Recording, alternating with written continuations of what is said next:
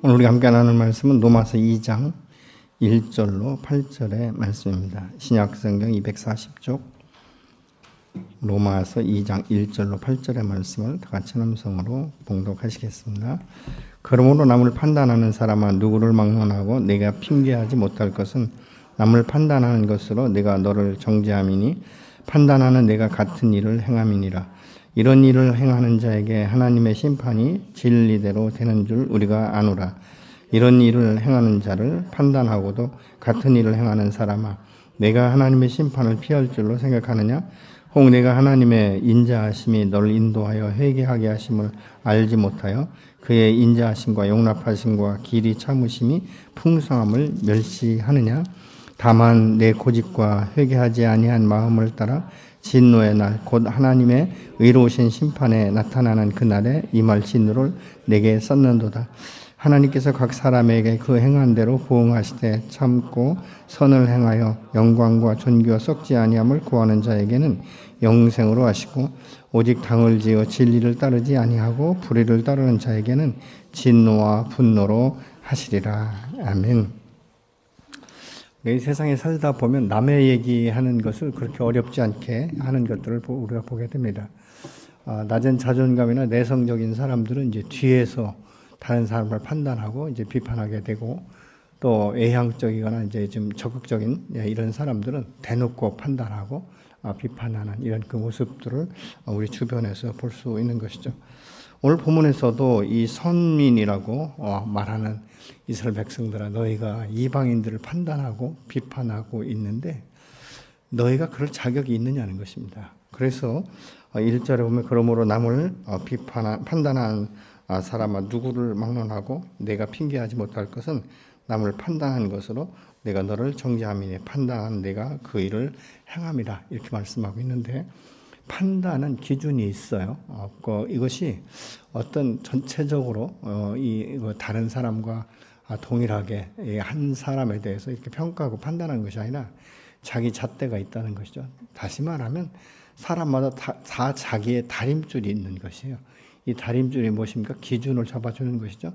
벽에 기둥을 세울 때도 이것이 반듯한가 아닌가 이런 것들을 보게 되는데, 사실은 이 세상 가운데 가장 바른 다림줄은 하나님이 그 권위의 다림줄을 붙들었을 때 그게 가장 정확한 거예요. 그렇지만 그렇지 않은 것은 자기가 성장한 배경이나 어떤 과정이나 가치관이나 이런 어떤 이 세계관이나 이런 거에 따라서 나름대로의 그 기준을 정한 것이 있죠. 그 범주 안에 들어오면 잘한 것이고 그 범주 밖으로 나가면 잘못된 것이다라고 말합니다. 제가 이제 많은 어떤 부부들의 그 갈등이 있을 때 이렇게 물어봅니다. 당신들의 싸움은 달라서입니까? 틀려서입니까? 근데 대부분 한 80% 이상이요, 다르기 때문에 싸운다라고 말을 해요. 근데 엄연히 보면 다르다는 것은 용납이 되는 거예요. 너는 그렇게 볼 수 있구나. 나는 이렇게 생각하는데, 이렇게 다른 것을 터득하기만 하면 일치가 됩니다. 근데 틀린 것은 무엇입니까? 당신이 잘못했잖아. 이 이야기입니다. 당신이 잘못했다는 것은 무엇인가? 자기 기준인 거예요. 자기 평가입니다. 근데 제3자에게 똑같은 말을 들어보면 누가 잘못했는지를 아는 것들을 우리가 보게 되는 것이죠. 그래서 이 목회하면서 상담을 하다 보면요, 항상 다른 이 양편의 소리를 들어야지 한편의 소리를 듣고 야 내가 봐도 그 사람 잘못했다 이렇게 말하면 이게 잘못된 이 기준을 우리가 따르게 되는 것들을 참 목회하면서 참 많이 깨달았어요. 처음에는 제가 아무 생각 없이 그거 너무 했네요. 그런데 나중에 상대편의 이야기를 들어보면 자세하게 설명을 들어보면 아닌 거예요. 그러니까 결과적으로 무엇입니까? 처음 보는 사람에게 먼저 들으면 그 사람에 대한 선입견을 갖게 되는데, 두 사람의 이야기를 공평하게 들여다보면 누가 잘못했는지를 이제 또 처음 나름대로 이제 정확하게 알게 되는 것들을 우리가 보게 되는 것이죠. 그래서 이 사도 바울은 1장 28절로 30절에 기록된 제목들과 그 행위에 대한 것을 이제 말하는데, 오히려 이런 것에 대해서 하나님 밖에 있는 이 이방인들의 행동이 너희들의 행동과 다른 점이 뭐가 있느냐라고 물어보는 것이죠. 다시 말하면 이 종교적인 이 종교인의 이 삶을 사는 사람들은 옛사람의 정서를 끊어버리지 못했기 때문에 자기가 예수 그리스도 안에서 거듭났다는 것만 생각하지 자기의 삶의 행동에 대해서 생각에 대해서는 그렇게 집중적으로 생각하지 않는다는 것이죠. 그래서 늘 말씀을 기준으로 해서 잣대를 세우고 있지만 자기 자신의 삶은 여전히 옛사람의 정서를 가지고 살기 때문에 이방인이나 또 선민이나 똑같은 이런 죄를 범하고 있다라고 지금 말하고 있는 것이죠. 말과 행동이 다르다는 것입니다. 그래서 마태복음 5장 21절 22절에서는 옛사람의 말한 바 살인하지 말라. 누구든지 살인하면 심판받게 되리라 하였다는 것을 너희가 들었으나 나는 너희에게 이르노니 형제에게 노하는 자마다 심판을 받게 되리라.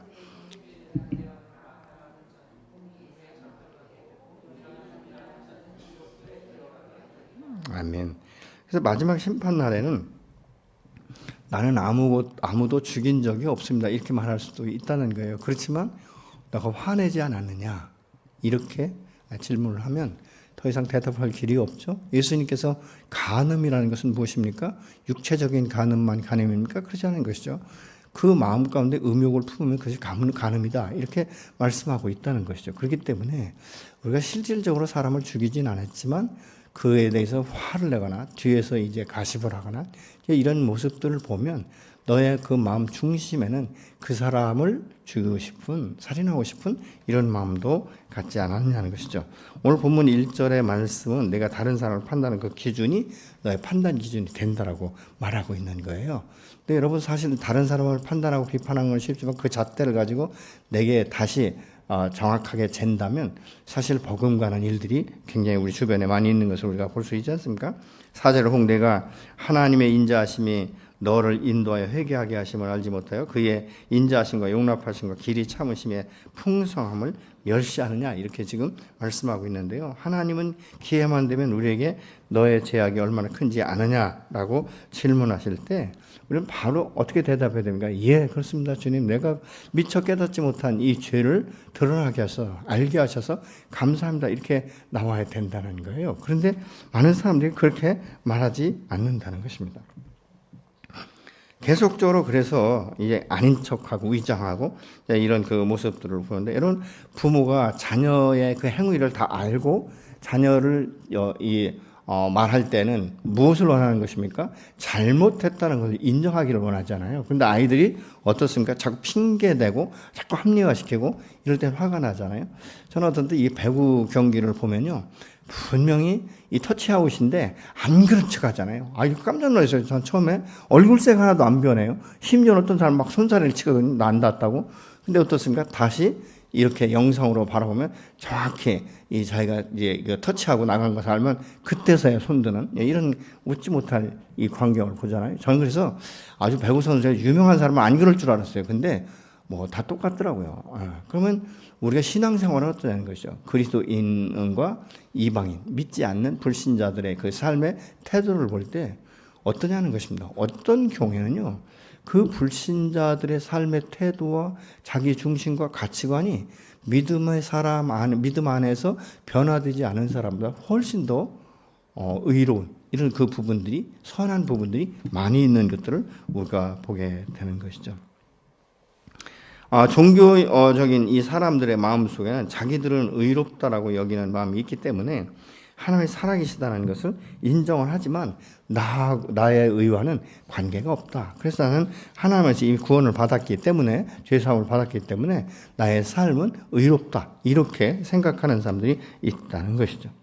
스스로 매우 잘하고 있다고 생각하기 때문에 마치 그 면죄부를 받은 사람처럼 그렇게 행동한다는 것입니다. 그러나 우리 하나님은 정확하시기 때문에 자신의 행위대로 보응하신다. 자기의 행위대로 정확하게 지금 판단하고 계시다는 것을 지금 이야기하고 있는 것이죠. 왜 그렇습니까? 주님의 인자하심이 이 모든 것을 다 수용하시고 이 도말된 것으로 착각하기 때문에 그런 것입니다. 사실 우리가 인자란 말은 자애로움을 뜻하는 것이거든요. 그래서 가늠한 여인에게도 예수님께서 그러잖아요. 나도 너를 정죄하지 않는다. 그러나 다시는 똑같은 죄를 범치 말라. 이렇게 말씀하시는 것을 우리가 보게 되는 것이죠. 그 죄사함을 지금 말씀하고 있는 것입니다. 용납하심이라는 것은 회개할 기회를 주신다는 의미예요. 이것은요. 용납은 무조건적으로 없던 것처럼 한 것이 아니라 내가 너를 용납하는데 너의 그 죄에 대해서 이 회개하라. 그래서 이 회개할 기회를 주시고 인내하시는 모습을 우리가 볼 수 있죠. 주의 용납이 없었다면요, 우리는 회개할 기회조차도 얻을 수 없었을 거예요. 왜냐하면 용납하시 없으면 바로 죄 짓는 그 현장 가운데서 심판을 해버리시면 글쎄요, 살아남아 있을 사람이 얼마나 될까요? 저는 바로 죽었을 것 같아요. 즉사했다 이렇게 나올 것 같아요. 근데 여러분은 어떻습니까? 나는 그저 조금 더 의롭기 때문에, 나는 조금 더 괜찮을 것 같다, 이렇게 혹시 생각하시는 분 계십니까? 왜 하나님께서 용납하십니까? 내가 회개하고 돌아올 수 있는 그 기회를 주신다는 것이죠. 그래서 이 하나님은 자신의 죄를 인정하고 회개하고 돌아올 기회를 주면서 기다리시는 거예요. 이 기다리심은 무엇입니까? 인내 아니겠습니까? 길이 참으심이라는 것은 인내를 뜻하고 있는데, 인내는 무력하기 때문이 아니라 길이 참으심으로 인해서 스스로의 아픔을 감당하는 거예요. 여러분, 자녀가 잘못했을 때 부모의 마음은요, 굉장히 찢기는 마음이 있습니다. 그러면서도 어떻습니까? 가혹한 말을 못 하잖아요. 나로 인해서 이탈될까 봐, 나로 인해서 더 큰 상처를 받을까 봐. 그리고 내 자식이기 때문에, 사랑하기 때문에 우리가 인내하는데, 어떤 분들은 그러잖아요. 내 애미의 심장이 다 그냥 녹아난다, 썩어 문드러지는 것 같다, 이렇게 말씀하시는 부모들도 계시지 않습니까? 그러면 자녀가 좀 깨닫는 자녀 같으면 아이고 잘못했다고 좀 무릎 꿇고 용서를 구할 건데, 내가 뭘 잘못했냐, 또 이런 자녀들도 더러는 있지 않습니까? 이런 그 부분들을 우리가 볼 수 있게 되는 것이죠. 여러분, 우리가 하나님의 은혜 안에 있어도요, 이 죄에 대해서 딱 자기가 느끼게 되거나 알게 되거나 또 다른 사람에 의해서 그런 것들이 드러나면요, 화를 낼 것이 아니라 그 부분에서 나는 이것이 의로운 줄 알았는데 다른 사람이 볼 때 그렇지 않구나라는 것을 생각하면서 우리가 회개를 해야 되는 것이죠. 그리고 내가 아무리 뭐 해도 내가 잘못한 것이 없어 보이면 하나님께 질문하는 것이죠. 하나님, 이 부분에 대해서 저에게 정확하게 깨달을 수 있도록 주님 지혜를 주십시오. 우리가 그렇게 주님 앞에 기도해야 될 줄로 믿습니다. 그래서 하나님의 그 길이 참으심은 심판을 도말하시는 것이 아니라 그때까지 계속적으로 기다리는 거예요. 기다리다 안 되면 어떻습니까? 하나님은 사랑이시기 때문에 흔들어 버리는 거예요. 어떤 질병이 한다든가, 재물에 어떤 문제가 생긴다든가, 관계 어려움이 온다든가, 이런 것들을 통해서 깨달을 수 있는 기회를요, 하나님은 여러 차례를 통해서 그 기회를 주시는 줄로 믿습니다. 인내는요, 아픔이에요. 고통이 없는 인내는 있을 수 없는 거예요. 여러분, 우리가 인간관계도 그렇지만요, 정말 물질적으로 어려워지면요, 이 과정을 통과하는 것은요, 굉장히 힘든 싸움인 것이죠. 이런 그 부분을 볼 수 있는 거예요. 인내라는 것은 사랑하기 때문에 감당하는 거예요. 사랑하지 않으면 인내할 필요가 없는 거예요. 그러면 이 인내하는 사람의 마음은요, 엄청난 고통이 수반된다는 것입니다. 그럼에도 불구하고 왜 참습니까? 사랑하기 때문에 그런 것 아니겠습니까? 하나님은 당신의 예수님의 그 재림의 때까지 참아 기다리고 계신 것이에요. 그래서 신불자 간에 다 동일하게 지금 기다리고 있는 것이죠. 여러분, 우리가 마음을 다 알면서 이스라엘 사람들이 이를 모르는 이방인들과 같은 죄를 지금 범하고 있다, 이렇게 지금 말하고 있는 거예요. 그런데 자기들이 선민이기 때문에 그 이방인들과 같은 죄를 짓지 않는다고 생각하는 거예요. 그리고 저도 하나님께서 우리가 선민이기 때문에, 당신의 자녀이기 때문에, 당신의 백성이기 때문에 용납하실 것이라는 일방적인 생각을 갖고 있다는 것이죠. 하나님이 나의 죄도 용서하셨고 나는 사망의 생명으로 옮기셨는데 이것쯤이야, 이렇게 너무 가볍게 생각한다는 것입니다. 그렇기 때문에 이 죄에 대한 이 회개는요, 내가 얼마나 하나님과 가까워졌는가에 따라서 달라지는 것들을 우리가 볼 수 있어요. 그런데 이렇게 또 한 사람은요, 고집불통의 사람이 있거든요. 5절 같은 경우는 이렇게 말합니다. 다만 내 고집고 회개하지 아니한 마음을 따라 진노의 날, 곧 하나님의 의로우신 심판이 나타난 그날에 임할 진노를 내게 쏟는도다. 이 고집스러운 마음과 회개하지 않는 마음은 같은 거예요. 동질인 거예요. 그러니까 이 고집은요, 강한, 굳은 이런 의미를 가지고 있거든요. 그러니까 강팍한 마음에 지식이 더해지면요, 판단과 비판이 굉장히 더 아주 서슬이 포랗게 다가온다는 거예요. 그러니까 지식적으로만, 여러분, 우리가 하나님의 은혜를 받았다는 건요, 그 말씀을 볼 때 내가 은혜를 받았다는 건 지식으로 아는 것이 아니에요. 내 삶 가운데 이것이 녹아나고 적용되어지는 것이죠. 그러면서 무엇입니까? 하나님의 사랑과 은혜 가운데 내가 더 깊이 젖어 들어가는 거예요. 그러니까 다른 사람에 대해서 용납하는 폭도 넓어져야 되는 것이고 이웃을 돌아보는 마음도 더 커져야 되는 것이죠. 그래서 가난한 사람, 불쌍한 사람 이런 영혼들에서 기도도 하지만 때로는 그들의 필요를 공급하고 채워주고 그들이 세워질 수 있도록 하는 것, 그런 것 아니겠습니까? 우리가 왜 선교하고 우리가 왜 전도합니까? 그 영혼이 주께 돌아와서 나처럼 변화되고 하나님의 그 나라를 기업으로 받을 수 있도록 영원한 생명을 얻고 하나님과 함께 동행할 수 있는 형제여 자매가 되기 위해서 우리가 전도하고 선교하는 것 아니겠습니까? 이 고집이라는 것은요, 그렇기 때문에 이렇게 말하지 않습니까? 참 저 사람 고집불통이다. 이건 무슨 얘기야? 고집이 얼마나 센지 대화가 단절된다. 여러분, 이 전기가 통하지 않도록 하는 건 절연체를 집어넣는 거거든요. 이 절연체를 집어넣으면 전기가 통하지 않기 때문에 거기는 전기가 통과할 수가 없는 거예요. 그러니까 이 고집불통인 사람은 무엇입니까? 아무리 다른 사람이 이야기를 해도 요동하지 않는 거예요. 변하지 않는 거예요. 그리고 이 사람들의 특징이 뭔지 아십니까? 내가 나를 잘 몰라서 그래. 내가 그 사람을 잘 몰라서 그래. 오히려 그렇게 말하게 되는 것들을 우리가 보게 되는 것이죠. 나는 죽어도 용서할 수 없어. 나는 죽어도 그 사람이 잘못했다고 생각해. 이렇게 그냥 딱 결단을 해버리면 더 이상은 듣지도 않고 귀를 막는 것처럼 그렇게 행동하는 것입니다. 여기서 쌓아둔다 이 말은요, 모으다, 저장한다, 비축한다 이런 의미가 있는데 특별히 이 단어의 원어의 의미는요, 귀중한 것을 비축한다, 귀중한 것을 쌓아놓는, 다시 말하면 보물을 쌓아놓는다는 이 의미예요. 그런데 여러분 생각해 보십시오. 내가 보물을 쌓아놓는 것처럼 이 땅 가운데 막 하고 다른 사람들에게 했는데 나중에 그 보물통에 얼마나 들어있나 딱 열어보니까 전부 다 비판과 판단으로 가득 쌓여 있다는 거예요. 보물은 간 곳이 없다는 것입니다. 그렇다면 얼마나 허망하겠는가. 어떤 때 보면 우리가 아무리 열심히 쌓았어도 그 모든 것의 결말은 자기 멸망에 이르게 된다는 것이죠.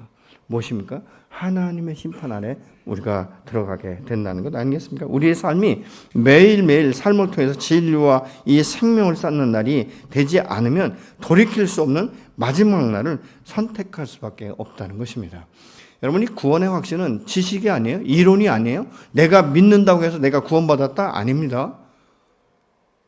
이게 좀 어폐가 있는 말일 수는 있는데요. 그러면 구원받은 것을 어떻게 알 수 있는가? 그 사람의 생각과 사고와 변화가 있는가? 정말 내가 죄인이라는 것을 가슴 절절하게 느끼고 있는가? 하나님이 나의 그 죄를 도말하기 위해서 당신의 독생자 예수를 이 땅에 보내시고 아낌없이 십자가에 내어주신 그 아버지의 고통의 마음을 내가 이해하는가?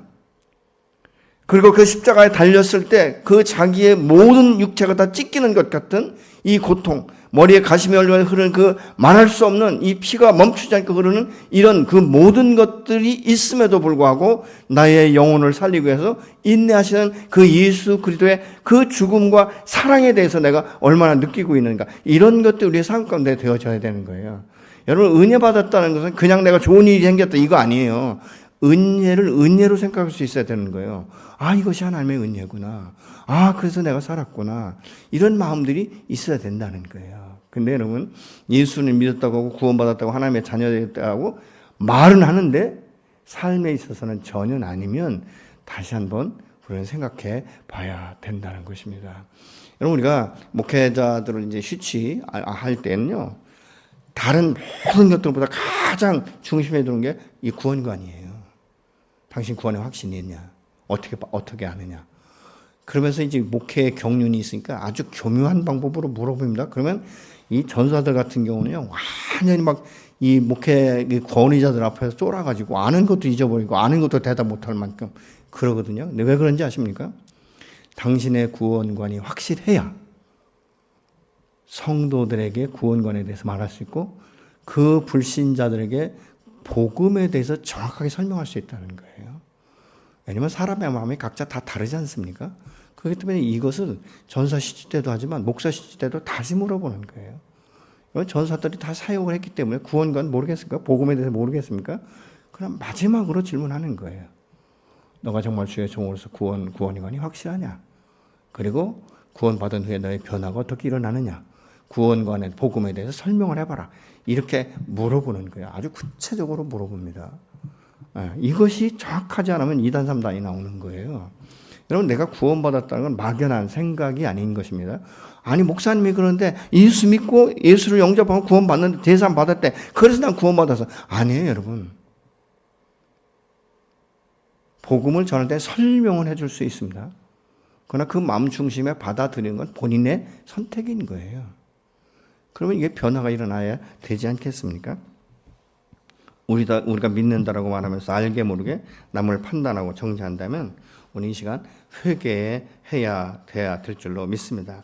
마틴 루터는 이렇게 말했어요. 성도의 믿음이 커지면 커질수록 자신이 죄인임을 깨닫게 된다.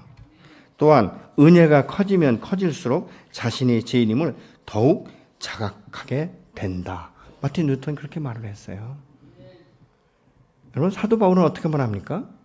그가 계속적으로 예수 안에서 믿음의 분량이 커지고 하나님의 말씀이 깨달아지기 시작하고 은혜가 이루어지며 자기를 통해서 복음이 증거되고 할 때 그 신앙이 높아질수록 사도 바울은 이렇게 말합니다. 나는 죄인 중에 괴수다. 여러분, 사도 바울의 행적을 보십시오. 우리가 그 사람을 죄인이라고 정죄할 수 없어요. 얼마나 능력이 나타납니까?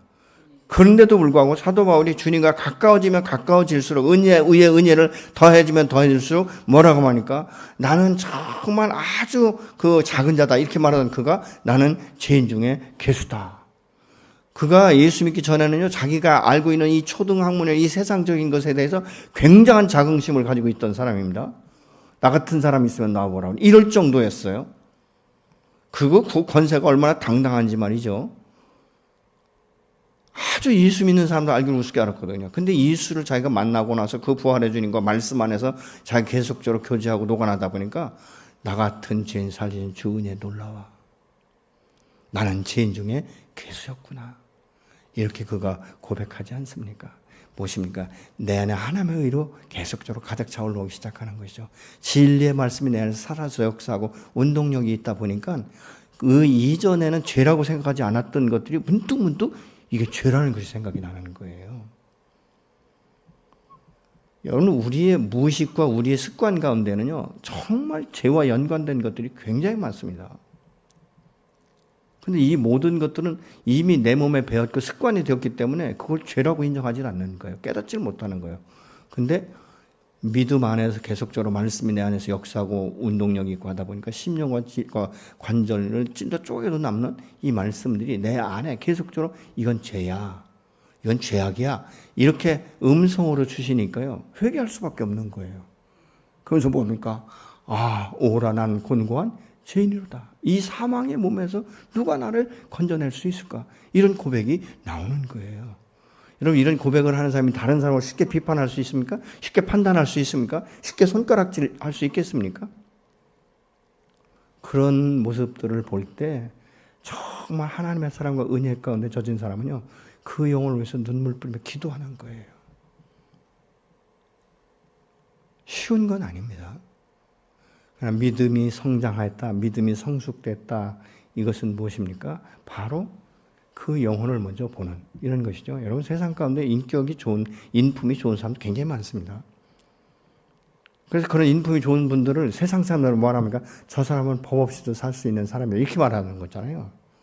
세상의 법이에요. 근데 하나님의 법은 아니거든요. 아무리 인품이 좋아도 하나님 안에서 정말 이 죄성을 누구도 스스로 도말할 수 없는 거예요. 오직 예수 그리스도의 보혈, 예수 그리스도의 생명의 피값만이 우리의 영혼을, 우리의 죄악을 도말시키는 능력과 역사가 일어나게 되는 줄로 믿습니다. 그래서 우리가 이 은혜가 더해지면 더해질수록 사랑이 더해지고 경험하면 할수록 이전에 죄라고 생각조차 못했던 이런 모든 것들이 죄인 것을 깨달아 알기 때문에 주님 앞에 고백하기 시작하는 거예요. 그럼 어떤 때는 본당에 와서 기도하시는 분들도 있지만 때로는 자기 처소에서 기도할 때 순간에 이 죄악이 드러나면 통곡하며 울지 않습니까? 몸부림치며 울지 않습니까? 전에 제가 사역할 때 이제 4층에서 사역을 하는데요. 한 분이 이렇게 이제 기도를 받다가 자기 안에 죄가 생각이 났던가 봐요. 얼마나 막 통곡을 하며 회개하는지요. 4층 책상을 다 치워버렸거든요. 근데 이쪽 북바위장에서부터 막 굴르기 시작하는 거예요. 막 굴러가지고 저쪽 강단에 탁 부딪히면 또 다시 또 굴러오면서 그렇게 몸부림치면서 통곡하시더라고요. 거의 1시간 동안 그러셨던 것 같아요. 그러고 나더니 아니 모든 것이 이제 지쳐가지고 넉다운되는 그런 분을 본 적이 있습니다.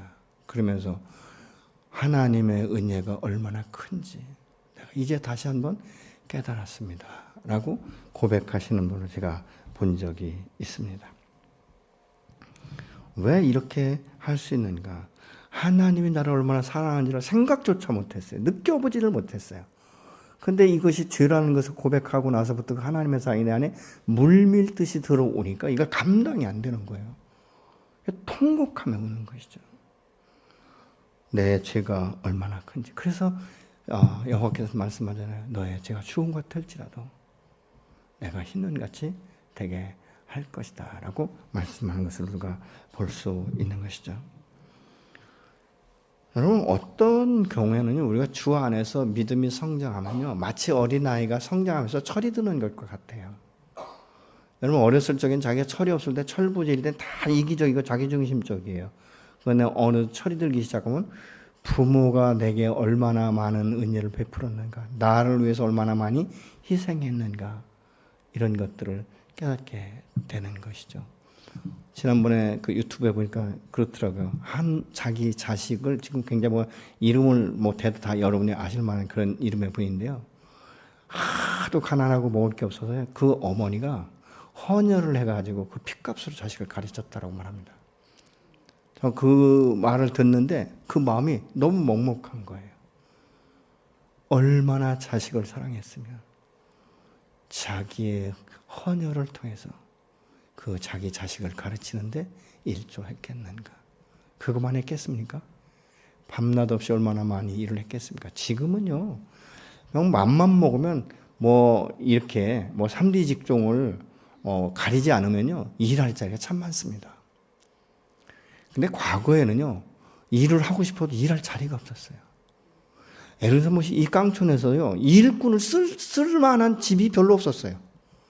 그러다 보니까 남의 집에 가서 일을 해도 겨우 그냥 쌀 조금 가다 자식들 먹이는 것이지 돈 될 만한 그런 품앗이가 없었다는 거, 품삯을 주는 가정이 별로 없었다는 거예요.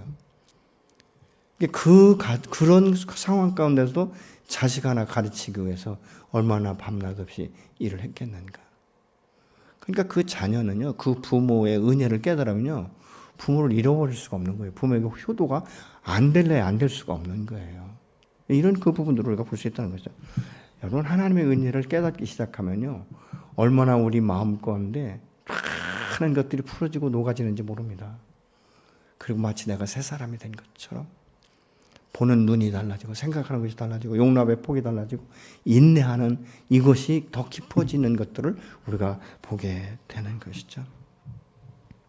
6절 7절에 하나님께서 각 사람에게 그 행한 대로 보응하시되 참고 선을 행하여 영광과 존귀와 썩지 아니함을 구하는 자에게는 영생으로 하신다라고 지금 말씀하고 있지 않습니까? 8절에 오직 당을 지어 진리를 따르지 아니하고 불의를 따르는 자에게는 진노와 분노로 하시리라. 신앙생활에서도요, 행한 대로 거두게 하신다는 것을 지금 말씀하고 있는 거예요.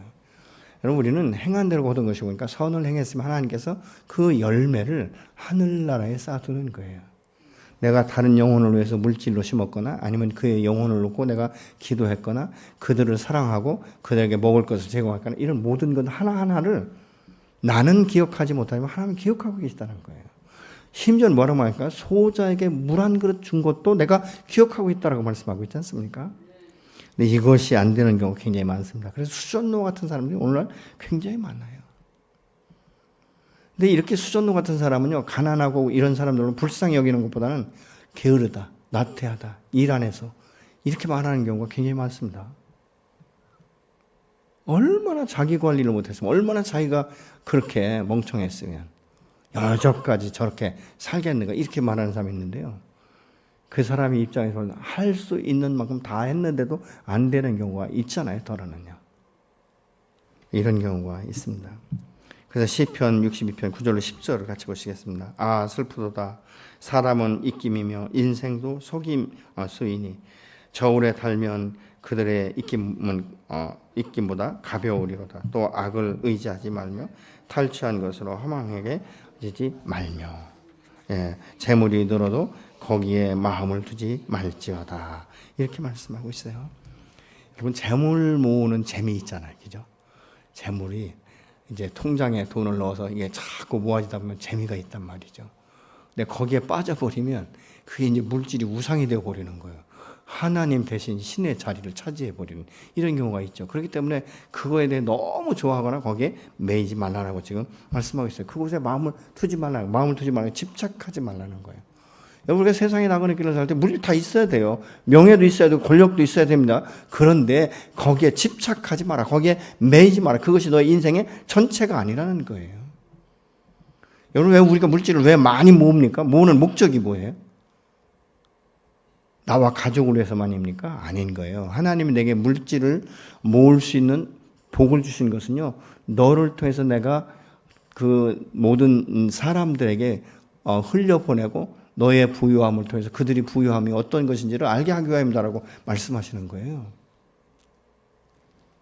모든 전 재산을 바치라는 것보다는 오히려 내가 쓸 만큼은 쓰지만 너무 과욕하게 그렇게 하지 말라는 것이죠. 전 근데 돈 많다고 마음이 풍성하진 않더라고요.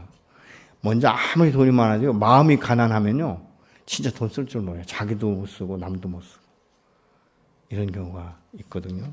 오늘 제가 어떤 분을 만났는데 그러시더라고요. 그냥 기업의 회장인데 얼마나 짠 돈이죠. 그래서 이번에 코로나 왔을 때 초판에 코로나에 걸려가지고 사망했대요. 근데 가족들이요, 시신조차도 못 봤다는 거예요. 그때 그랬잖아요, 그죠? 바로 그냥 화장터로 가버렸잖아요. 네. 그래서 그분이 그러더라고요. 그 회장님이 얼마나 속으로 억울했을까?